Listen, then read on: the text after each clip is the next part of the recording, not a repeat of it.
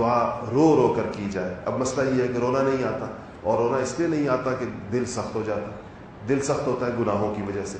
تو اپنے گناہوں سے جتنا بندہ استغفار کرے، توبہ کرے، تو اس کا دل نرم ہو جاتا ہے۔ جب دل نرم ہو جاتا ہے تو پھر اس کو دعا میں اللہ تعالیٰ رونا بھی نصیب کرتے ہیں۔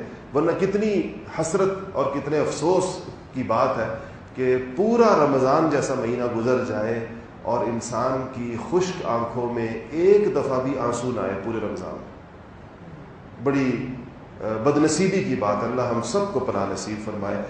خشک آنکھ سے نبی کریم صلی اللہ علیہ وسلم نے پناہ مانگی، من عین لا تدمع، یا اللہ میں پناہ مانگتا ہوں اس آنکھ سے جو آنسو نہ بہائے، اور میں پناہ مانگتا ہوں اس دل سے، ومن قلب لا یخشع، اس دل سے جو اللہ کے خوف سے دہل نہ جائے، جس دل پر اللہ کا خوف نہ آتا ہو کبھی، جس سے جھرجھری سی آتی ہے انسان کو بعض اوقات اللہ کے خوف سے۔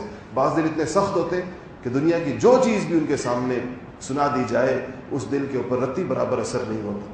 اور آنکھیں اتنی خشک ہوتی ہیں کہ زمانہ گزر جاتا ہے کبھی انسان کو اللہ تعالیٰ کی محبت میں، اللہ تعالیٰ کے شوق میں، اللہ تعالیٰ کی معرفت میں، یا اللہ تعالیٰ کے سامنے اپنی گناہوں کی ندامت اور پشیمانی کی وجہ سے اس کو رونا نہیں آتا۔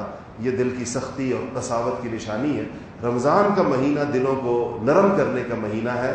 اس مہینے میں اعمال کے ذریعے سے کوشش کرنی چاہیے کہ دلوں کی یہ سختی ختم ہو جائے اور یہ نرم ہو جائیں، اور اس کی نرمی کا اثر آنکھ کے ذریعے سے فوراً پتہ چلتا ہے انسان کو کہ ہاں واقعی دل نرم ہو گیا ہے۔ اللہ تعالی ہم سب کو نصیب فرمائے۔